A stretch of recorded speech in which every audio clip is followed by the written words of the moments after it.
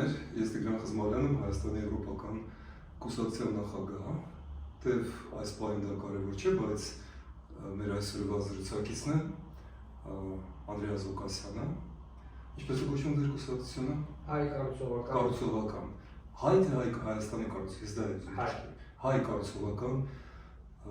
կուսակցություն, բայց մենք ոչ թե որպես կուսակցապետեր ենք խոսում, այլ որպես բարեկամներ, որպես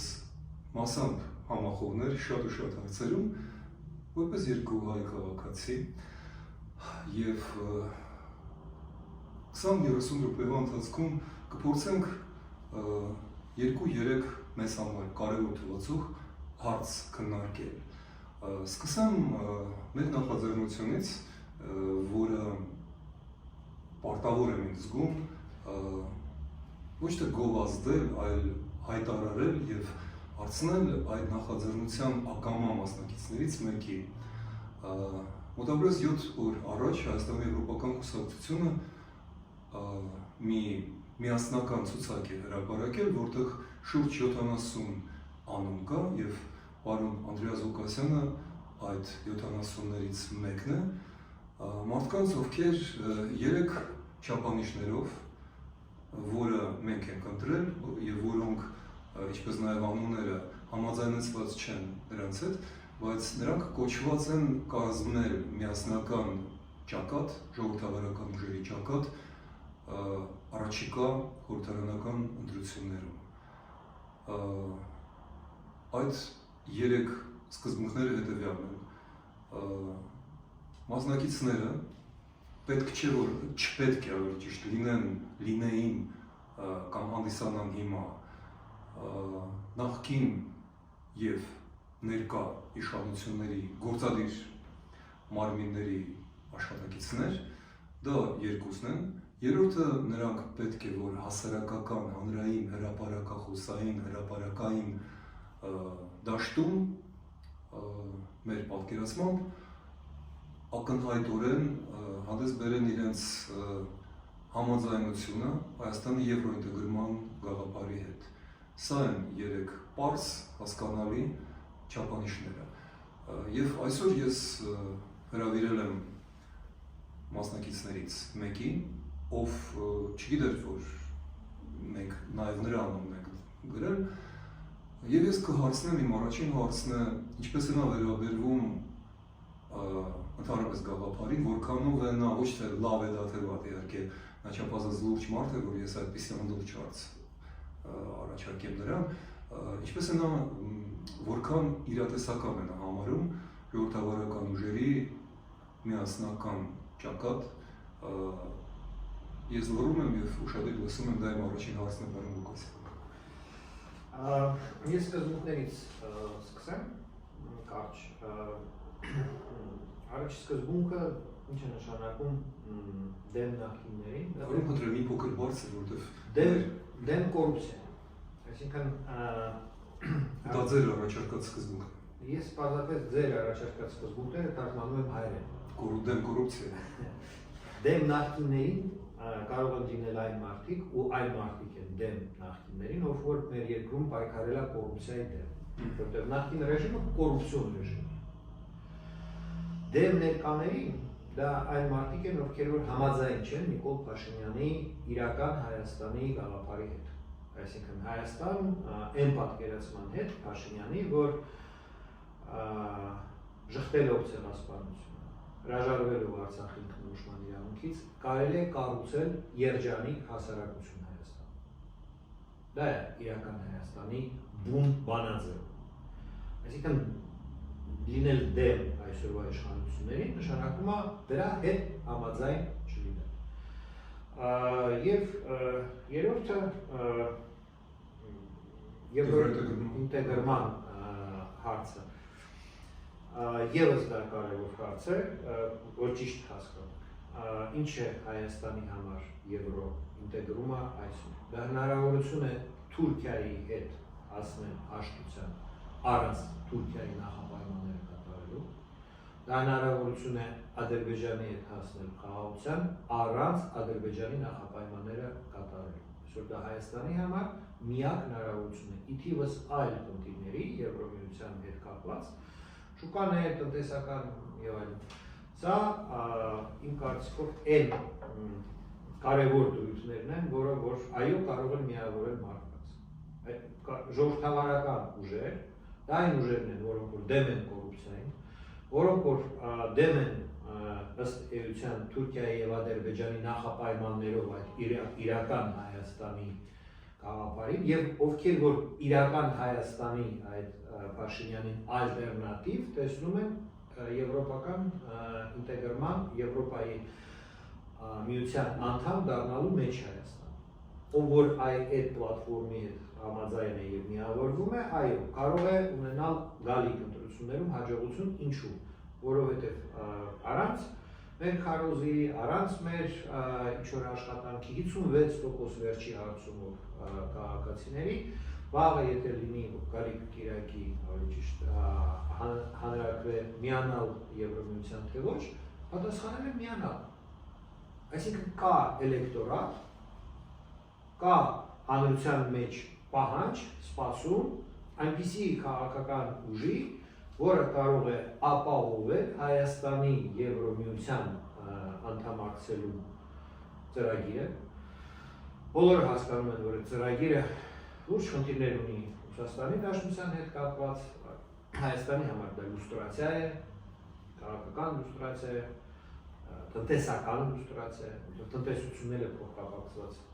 Ռուսաստանի հետ։ Շատ բարդ խնդիր է եւ այն մարդիկ, ովքեր որ ճիշտ հասկանում են ինչ են Հայաստանի համար տեսնում որպես ապագա եւ այսպես ասած չեն ընկնում ծայրահեղությունից ծայրահեղություն կարող են բալանս պահպանել այդ ճանապարհով Հայաստանը տանելու առաջ, այո, իրենք կարող են շատ մեծ օգուտ բերել մեր ժողովրդին։ Թույլ կտակ մեկ մեկնաբանություն եւ մեկ միջանկյալ հարց։ Մեկնաբանությունս հետևյալն է, քանի որ դուք նկարագրեցիք ձեր պատկերացումը եվրոինտեգրման վերաբերյալ, ես կավելացնեմ նաեւ իմ պատկերացումների մի մասը, գոնե մինիմալը, բայց որը ես խիստ անհրաժեշտ եմ համարում ներկայացնել։ Եվրոպան նախ եւ առաջ օրենքի երկիր է։ Եվրոպան դա հռոմեական օրենքի հիման վրա ստեղծված մի գաղափարախոսություն է, արժեքների համակարգ, քաղաքակրթություն։ Ուստի ես այստեղ, քանի որ դուք նշեցիք ներկաների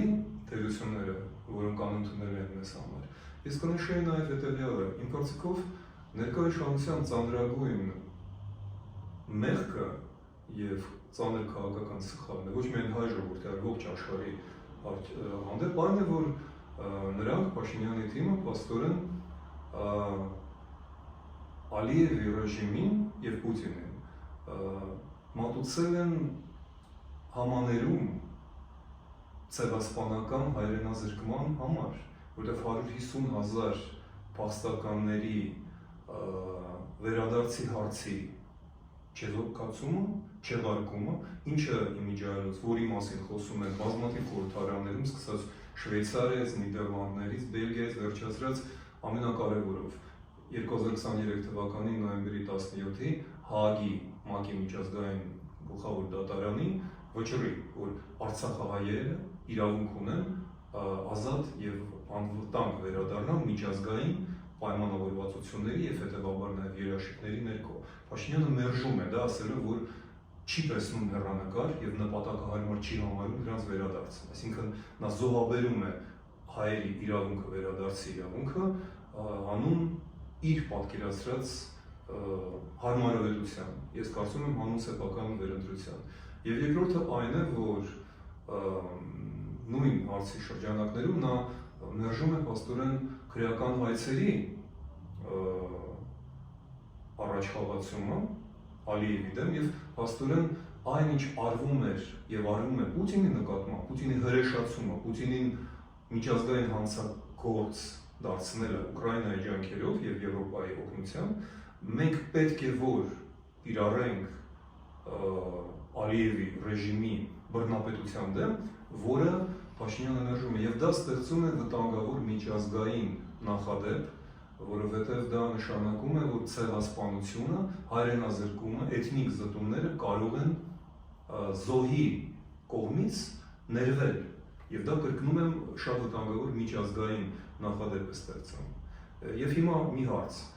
եթե դեմ չեք իմ մեկնաբանությանը, հարցս հետեւյալն է, իսկ ո՞րն է ըստ ձեզ այլընտրանքը, եթե Հայաստանը չգնա եվրոինտեգրման ճանապարհով, եւ թե այդ օրենքը, որը մենք նախաձեռնել ենք, նաեւ ձեր օգնությամբ, որովհետեւ դուք գովազդային արշավին մեծագույն օգնություն եք, երևի մեր բարեկամները դա չգիտեն, բայց ասեմ, որ այն ռադիոները, որը պատկանում է, որը աշխատացնում է պարոն Ղուկասյանը, ահռելի մեծ զեղչերով օգնում էին մեզ տարածել, մինչդեռ հիշեցնեմ, հանրային հեռուստատեսությունը եւ ռադիոն մերժեցին մեր խնդրանքը, անգամ գումարով հայտարարություններ անել եվրոինտեգրման, եվրոքվեի մասին։ Հիմա վերադառնամ այդ հարցին։ Եթե կառավարությունը այնուամենայնիվ գնա վրացական ճանապարհով եւ թոս փչելով Եվրոպայի, սեփական ազգի աչքերին ասելով, որ այո, մենք գնում ենք եվրոինտեգրմանը, չգնա այդ ճանապարհով։ Ինչպիսին է լինելու Հայաստանի ճակատագիրը ձեր կարծիքով։ Ես այսպես կմտագրեմ Նիկոլ Փաշինյանի այսօր այդ հարցում դիրքորոշումը։ Ինքը ասում է Եվրոպայում, մենք պիտի կատարենք Թուրքիայի պահանջները, մենք պիտի կատարենք Ադրբեջանի պահանջները, դրանից հետո կարող է մենք գնանք Եվրոմիություն։ Այդ Արարատ Միրզոյանի վերջի ելույթը բովանդակությունը սա է։ Այսինքն հասկանում ենք, որ Թուրքիա, Ադրբեջանը, երբ որ ասում ենք, Ռուսաստանը նույնպես այդտեղ շահառու է։ Միտքը Փաշինյանի հետևյալն է. Հայաստանը պիտի, այսպես ասած, բոբիկացնեն, տկլորացնեն, որից ամեն ինչ կարելի է անել, ռաս կուլաչի տանեն, որից հետո կարող է լինի, այսպես ասած, քայլ դեպի Եվրոպա, էտել Ինչի համար է դա պետք Նիկոլ Փաշինյանի կառավարությանը։ Նիկոլ Փաշինյանը իր կյանքում ընդունել է շատ ծանր որոշում, որի տակ մնացել է առ այսօր։ Ես ունեմ համոզմունք, որ 2019 թվականին ինքը որոշում է կայացրել Արցախ բերել ռուսական զորքեր։ Այդ որոշումից բխեց անհրաժեշտությունը հրահրել պատերազմ, պարտվել այդ պատերազմում եւ մնացած բոլոր հետևանքները, որոնք որ առ այսօր կան։ Այսինքն Նիկոլ Փաշինյանի ուսերին կա ծանր բեռ իր իսկ գիտակից ընդունած որոշումից։ Ինքը իմ կարծիքով իր արդարացման ելույթներում ինչ որ քողարկաձևով դրա մասին ասում է, որ դուք ասում եք դավաճանություն, բայց դա դավաճանություն չէ, դա սխալ է իր խոսքերում ինչպես։ Ես ենթադրում եմ, որ ինքը նկատի ունի հենց այդ իր որոշումը, որովհետև հասկանում եք, ռուսական զորքերը չէին մտնի Արցախ առանց պատերազմի, որովհետև դրա համար դիվանագիտական ճանապարհով պետք է համաձայնություն տային ԱՄՆ-ն, Ֆրանսիան, համանախագահները կոնսենսուսով են որոշում ուստի պատերազմը միակ եղանակն էր ռուսական զորքերը Արցախ բերելու։ Իսկ դրա հաջորդ հետևանքն էր Արցախի հանրապետության լուծարումը, Արցախի բանակի զինաթափումը։ Ավելի ճիշտ Արցախի բանակի զինաթափումը ենթադրում է Արցախի հանրապետության լուծարումը, որը չի կարող բանակ առանց պետական, այսպես ասած, հիմքի։ Այդ բոլոր որոշումները Փաշինյանը ընդունել է իմ կարծիքով գիտակից որպես որոշում եւ հիմա դրա տակն է մնացել, ստիպված է այդ քաղաքականությունը կատարել։ Իսկ եթե Արցախից վերադառնանք Հայաստանի ճակատագրին, որտեղ 23 թվականին 2 տարի առաջ Արցախը հայաթափվեց 3 օրում։ Ձեզ չի թվում, ես անում եմ ենթադրություն, որը ինձ համար գրեթե կանխատեսում է, շատ մռայլ, որ եթե Հայաստանը հերթական անգամ կատարի սխալ, ինչպես դուք նշեցիք, սխալը, դա ձեր տեսությունն է, ռուսներին բերել։ Եթե Հայաստանը հիմա չգնա եվրոինտեգրմանը, ապա հաշված ամիսների եւ տարիների ընթացքում Հայաստանն էլ հայաթափվելու այնպես ինչպես Արցախը։ Ինչպես է դուք մեկնաբանելու այս ենթադրությունը։ Իրան, ես նախ եւ առաջ ուզում եմ ասել, որ Փաշինյանի պնդումը, որ խաղաղության պայմանագիրը նախաստորագրած, պետք է ստորագրել Ադրբեջանի նախապայմանները կատարելով, սահմանադրությունը շտկելով եւ այլն, ունի ալտերնատիվ։ Ալտերնատիվը հետեւյալն է. այո, մենք ունենք նախաստորագրած պայմանագիր, բայց մենք ստորագրենք դա այն ժամանակ, երբ որ դատարանի վճիռ չէ միջանկյալ որոշման եւ մյուս քաղաքական որոշումների խորհրդարանների եվրոպական համաձայն հայերը ազատության, արժանապատվության եւ անվտանգության պայմաններում հետ կվերադառնան Արցախ։ Այստեղ իրավունքն նման նախապայման առաջ քաշել։ Ամեն ինչ կգնի իր տեղը, եթե լինի իշխանություն, որը որ խաղաղության պայմանագրի կնքման նախապայմանը հանդիպակաց, իրենք պահանջում են հանել սահմանադրությունից նախաբանը, որտեղ որ հայ ժողովուրդը իր համաձայնությունն է ֆիքսում Արցախի հետ միավորվելու։ Հասկանալի է, բայց Հայաստանն էլ կարող է դնել նախապայման։ Արցախցիները պիտի վերադառնան Արցախ եւ Արցախում հանրակրթը պիտի որոշվի վերջնական կարգավիճակը։ Կարող է դա լինի, դա հագեցնելու է պատերազմը։ Ոչ, դա ունի այսօր կողմնակից միջազգային շրջանակում, այո։ Դա կարող է լինել այդ ստեղծվող քաղաքական ուժի արտաքին քաղաքականության մեղը։ Այսինքն ես ճիշտ եմ հասկացել, ըստ ձեզ Եվրոպան մեջ ժողովրդավարական ուժերի իշխանության գալը Երևանում, Հայաստանում Պրակտիկ է պետք լինել։ Մարդիկ հարցնում են, դուք որ եկաք պատերազմա լինելու թե ոչ։ Պատասխանը ոչ, ինչի ոչ։ Որովհետև այո, ստորագրել է, նախաստորագրել է Փաշինյանը ահացության պայմանագիրը,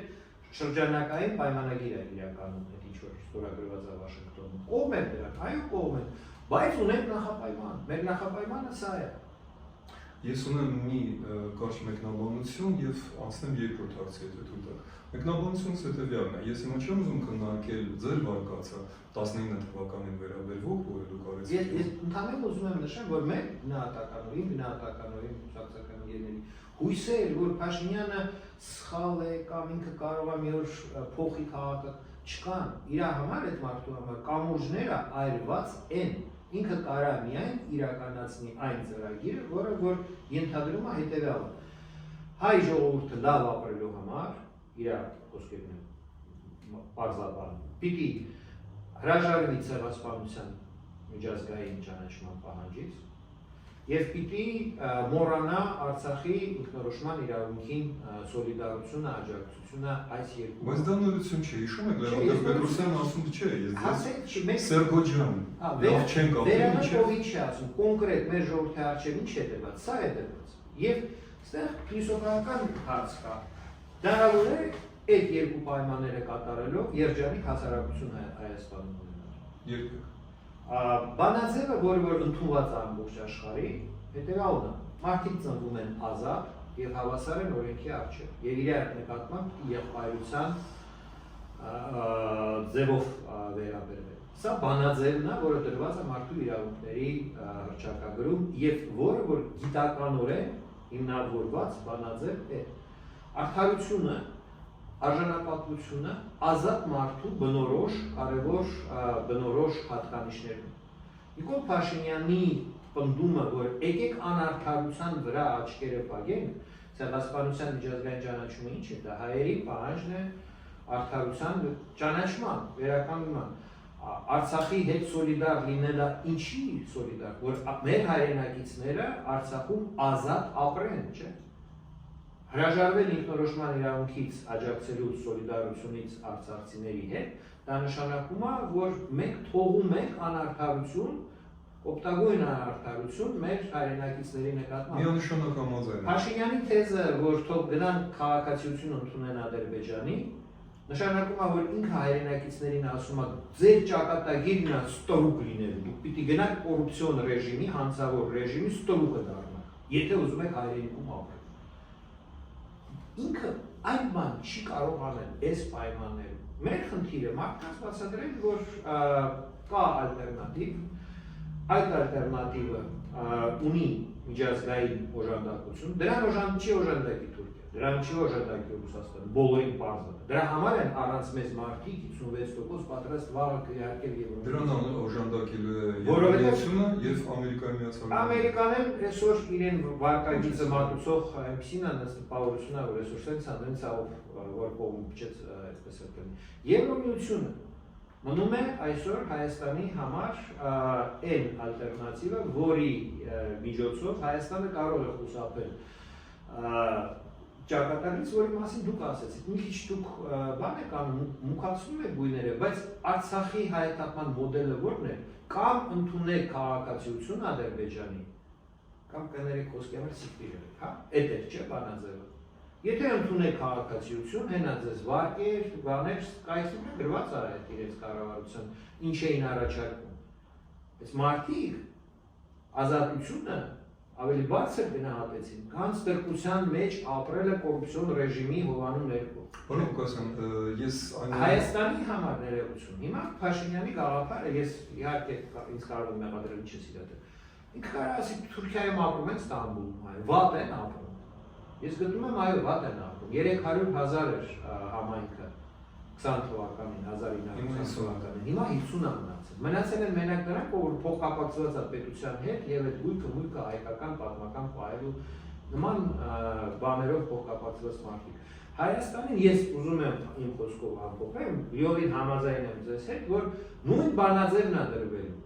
Կամ դուք ընդունում եք բարեկամ Թուրքիայի, իսկ դրանից բխում է, որ չի կարող ապրիլի 24 Հայաստանում որպես ցեղասպանության զոհերի հիշատակի օր Եվ չի կարող հայ ժողովուրդը ունենա ցեղասպանության զոհերի հուշարձան։ Միայն պուլպուլատ պիտի ունենա։ Պարոն Ղուկասյան, ես Այսինքն մարդկանց արժև այո ապագայում, եթե 26 թվականին լինի ընտրություն եւ ժողովրդի ինչ ընտրություն է, ինքը այդ ընտրությունն անում, այդ պուլպուլատը պիտի ընտրի, եւ ինքը վաղը կանգնելու է փաստի առաջ, ձեր դուրը չի գալի թուրքական հովանու ներքո ապրել, սիկվիրել։ հաջորդ հարցս։ Միջանկյալ մեկնաբանություն ցանում եմ ժամանակի սրության պատճառով։ Հաջորդ հարցս հետևյալն է. Ինչպես է գնահատում որքան իրատեսական եք համարում ժողովրդավարական եւ եվրոպամետ ուժերի միավորումը եւ ինչից սկսել այդ միավորումը։ Դուք որպես այդ ցուցակի մասնակից եւ ես գիտեմ որ ձեզ համար դա նորություն է։ Ես արել եմ այո, բայց այնտեղ կան բոլոր այն մարդիկ, ում անունները ձեր մտքով են։ Ես դրա համար ասի, որոնք են գաղափարները, որ կարող են միավորել մարդկանց։ Ես ասացի։ Եվ իհարկե կա պրագմատիկ կողմ, կա շանսեր թե չէ։ Ես գտնում եմ, որ այո, շանսեր կան։ Բայց եկեք ճիշտ հասկանանք, ինչ խնդիր է լուծվում առհասարակ ընտրությունների հետ կապված։ Մենք ունենք փաստ, որ Հայաստանում ընդդիմությունը երբեք չի հաղթել ընտրությունները։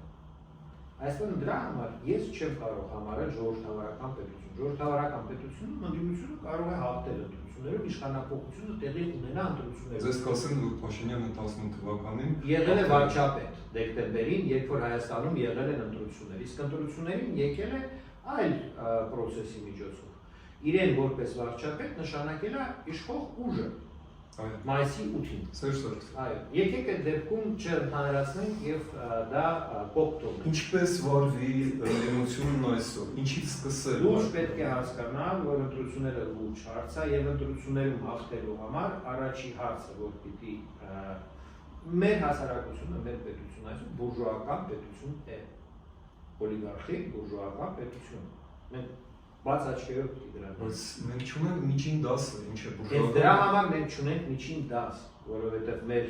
երկրի տնտեսության սեփականության բաժանում այդպեսին է, բայց այսօր ուրեմն դա օլիգարխիկ է, այլ ոչ թե բուրժուական։ Օլիգարխիկ բուրժուական։ Մենք ունենք 30,000 մոտավորապես խավ փոքր եւ միջին բիզնեսի, որը որ քաղաքական առումով միշտ եղել է 30,000 մարդ, այդքան գրանցված ձեռնարկություն։ Ուրեմն ընտանիք 30,000։ Այդքան ձեռնարկություն բազմապատկած քանի ընտանիք կարող են ներկայացնել շուրջ 150-200,000։ Երևի մաքսիմում, եթե այսպես հաշվում։ Բայց այդ խաղը միշտ եղել է ամենաճնշված խաղը Հայաստանում։ Հարկերով ճնշված, պայմաններով ճնշված, կոռուպցիոն բեռը կրող, որտեղ ամեն ինչի համար շնչելու համար մեծ հաշվով էլի, կամ գործունեություն իրականացնելու համար sense տենես չի փոխտած։ Հիմա էլ է այդպես։ Շատ չի փոխվել համեմատ Սերժ Սարգսյանի կազմակերպված կոռուպցիոն ռեժիմի։ Ինչ կփոխեիք դուք, եթե դուք լծակներ ունենայիք Ես իշխանության։ գտնում եմ, որ Հայաստանում կոռուպցիան ընդհանրապես պետք չի։ Կոռուպցիան Պետք չի։ այնպեսի բան է, որը որ նույնիսկ դիսկուսիա կա։ Իսկ որտեղ է պետք։ Դե Ադրբեջանում պետք է։ Որպես Ռուսաստանում չես կարա այլ կերպ հիմա իրենք չեն կարա այլ կերպ ապրել ղեկավարեն իրենց երկիրը առանց կոռուպցիայի։ Ադրբեջանում չեն կարա ռեժիմը պահպանեն Ալիևի առանց կոռուպցիայի։ Հայաստանում կարող է լինել պետական ռեժիմ առանց կոռուպցիայի։ Դրա համար էսա պետք, բայց դա լուծվող խնդիր է։ Մարդիկ չպիտի ազատ մարդ ինչ է նշանակում։ Կոռուպցիան արդեն անազատություն է, չէ՞, որ մարդուն դնում են վիճակի մեջ, որ ինքը պիտի ինչ որ մի բան իրեն մեծ հաշվով հասանելիքի համար փող տա։ Դա նախ եւ առաջ դատաիրավական արդարադատության ստեղծումն է։ Իհարկե, իրավական պետության հիմնադիր դրույթն է։ Դա 7 տարվա մեջ չարեցին, չցանկացան անել։ Իհարկե, դրա հակառակն են անում, ստեղծում են ուրիշ բան, ուրիշ ավտորիտար մոդել եւ այլն։ Որտեղ կառավարությունը ես եմ։ Կառավարությունը ես եմ նշանակում կոռուպցիայի համար ես եմ պատասխան։ Դա հիմա հայտարարություն է։ Դա նշանակում է, որ ով ինչ գողացավ ես եմ թերը։ Դա նշանակում է, որ իշխանության 3 թևերը բաժանված չեն։ Դե, իհարկե, ես դրա մասին դեռևս եմ ասել, բայց ինչ եմ ուզում ասել, այո, պետք է հասկանալ, որ սա լուրջ խնդիր է ընտրություններով հաղթել, մեկ, եւ այդ խնդիրը չի կարող առանց Հայաստանի միջին խավի կատարվել։ Մենք պետք է պարզ հասկանանք, իհարկե, մեր հասարակության 40% ապրում են ծանր տնտեսական պայմաններում աղքատության մեջ։ 40%-ը։ Այս վիճակագրության։ Բայց մենք ունենք, այսպես ասած, սոցիալական բազա, որը որ կարող է դառնալ այս աղթանակի հիմքը, դա մարդիկ, ովքեր որ բացի դրանից, որ այդ ընդհանուր թեզերից, որ Հայաստանի արտաքին կուրսը, Հայաստանի արժանապատիվ խաղաղությունը Թուրքիայի եւ Ադրբեջանի ես նորից ուզում եմ կրկնել, որ Եվրոմիության անդամությունը Հայաստանի առանց նախապայմանների կստիպի Թուրքիային բացել սահմանը։ Պարզրավաբանությամբ իրենք չեն կարող Եվրոմիության հետ փակ սահման ունենալ։ Եվ առանց նախապայմանների կստիպի Ադրբեջանին ապահովել Արցախ Հայաստանի վերադարձը։ Որտեղ վաղը Եվրոմիության անդամ Ռուսաստանը վետո է դնելու ադրբեջանական գազ վաճառելու դրա համար անցյալ տարի ապրիլի 5-ին իրենք ղրժում էին այդ Բրյուսելում երարկոմ հանդիպման ժամանակ հայտարարություններ էին անում, որ դա բաժանարար գիծ է լինելու, աշխարհի վերջն է լինելու, եթե հանկարծ այդ սամիտը ավարտվեր, այսպես ասած, այն ինչով որ պետք է ավարտվեր։ Վերջին հարցը։ Որոշումով Հայաստանի անդամության Եվրոմիության։ Մենք կասկածենք այդ որոշումը, բայց հարցը հետևյալն է։ Ինչ կասեք դուք այդ միջին դասին, այն խավին, որը ստեղծում է ազատություն, որը ստեղծում է բարիքներ Հայաստանում, որը ըստ ձեզ պետք է որ Եվրոպան ուժերի հիմք լինի։ Այսօր իրավունք ունի ոչ մեկին չվստահել։ Նաև մեզ։ Նաև մեզ, ես դրա համար կառաջարկեի պայմանագիր, գրավոր պայմանագիր, ում միջև կուսակցության կամ կուսակցությունների դաշինքի եւ քաղաքական սպոնսորի միջև, որ այս կուսակցությունը կանի այս կետերը։ Մարդկանց ինչ կետեր։ Արտաքին քաղաքականության գլխավոր կետերը ասեցինք, տնտեսության մեջ մարդկանց համար այսօր մինիմումը, որը որ հարկավոր է, այդ հարկային ճնշումից ապահովում։ Իջեցնել հարկերը։ Պարզ եւ եկամտահարկը իջեցնել 18-ից ինչքան հիմա։ Մինչև 8-10 Եկեք չբացենք հիմա զորակացերը, որովհետև ես կարող եմ ասել իմ պատկերացումը, բայց մենք խոսում ենք հարկի մասին, որտեղ որ մարդիկ պիտի միավորվեն եւ գան հայտարարի, բայց ես ունեմ համոզմունք եւ ես կարող եմ դա պնդել եւ դեպատներում դա հիմնավորել, որ այո Հայաստանում կարելի է նվազեցնել, տեսեք այսօր հարկային բեռը մեր երկրի 23-24% համախառն ներքին արտադրանքից։ Դա կարելի է իջեցնել առնվազն մինչև 15% համախառն ներքին արտադրանքից։ Դա կբերի, դա նշանակում է, որ տարբեր տեսակի հարկեր կարող են պարզեցվել, նվազեցվել եւ հարկային բեռը մեր տնտեսավորողների համար եւ մեր քաղաքացիների համար նվազի։ Դրա այդպիսի լուծում, այդպիսի ռեֆորմ մենք կարող ենք անել։ Այդ ռեֆորմը հիմա իշխանությունները, գործող իշխանությունները ինչի չեն կարող իրականացնել։ Իրենք դա չեն կարող իրականացնել, որովհետեւ Եվրասիական միության պայմաններում նման ռեֆորմ չես կարող իրականացնել։ Եվրասիական միությունը ենթադրում է, որ Հայաստանը իր ինքնիշխանության որոշ հարցեր անցնել է այդ Եվրասիական միության ընդհանուր մարմինների եւ միակ այլընտրանք Եվրամիությունն է։ Մի այլ այլընտրանքը պրագմատիզմն է։ Եվրոմիությունը, այսպես բան չի, ոնց ասեմ, տեսեք Բրիտանիան մտավ Եվրոմիություն, դուրս եկավ Եվրոմիություն։ Համար շատ կարևոր է, որ որևէ արտաքին քաղաքականության մեջ որոշում այ ժողովրդի անկախության հիմքերը չվերացնի։ Երբ որ դու մտնում ես Եվրասիական միություն կամ մտնում ես նյութենական պետություն, որը Ռուսաստանի հաջորդ լեվելն է, որին առաջարկում, հետո շատ դժվար է լինելու դուրս գալ։ Նշում ժամանակը Եվրոմիությունը այդ առումով դա այն ձևաչափն է, որտեղ մենք կարող ենք մեր ինքնիշխանությունը պաշտպանելով, որտեղ Ֆրանսիան չկորցրեց իր ինքնիշխանությունը Եվրոմիությունում, Իտալիան չկորցրեց իր ինքնիշխանությունը Եվրոմիությունում։ Ոչ ոք չկորցրեց։ Միգուցե Եվրոմիությունը ասում են շատ բան է, բյուրոկրատիկ է, սեն է, բան է, մյուսը, բայց ինքը յուրաքանչյուր պետության համար ստեղծում է երաշխիք, թեկուզ եւ այդ վետո դնելու, հիմա Հունգարիան համաձայն չի, վետո է դնում բան եւ այդ մեխանիզմի միջոցով իր ինքնությունը պահպանել։ Շնորհակալություն պարոն Ղուկասյան, ժամանակը սուղ էր, ունենք դեռ Եվ ներողություն այն հարկային ռեֆորմը, որը Հայաստանին հարկավոր է, չի հակասում եվրոպական կանոններին։ Պրագմատիզմը երբեք չի հակասում եվրոպական կանոններին։ Բայց պրագմատիզմը քաղաքական հակասում է այս մեր գոյություն ունեցող իրողությանը, որովհետև այդ իրողության նպատակը տրամաբանությունը զարգացման արգելափակումն է, ոչ թե ընդլայնումը։ Եվ մենք 30 տարի կարող ենք փոքր համեմատություն անենք։ Լիտվա, Հայաստան։ Լիտվան այսօր ունի 80 միլիարդ համախառներքին արտադրենք, Հայաստանը նկարած 30 միլիարդ է։ Ուսի խաղերով 22-23 իրականում։ Ինչ ծախսեց ժամանակահատված, երկու տարբեր ժողովուրդ, երկու տարբեր արդյունք։ Այո։ Մենք լսեցինք հայ կառուցողական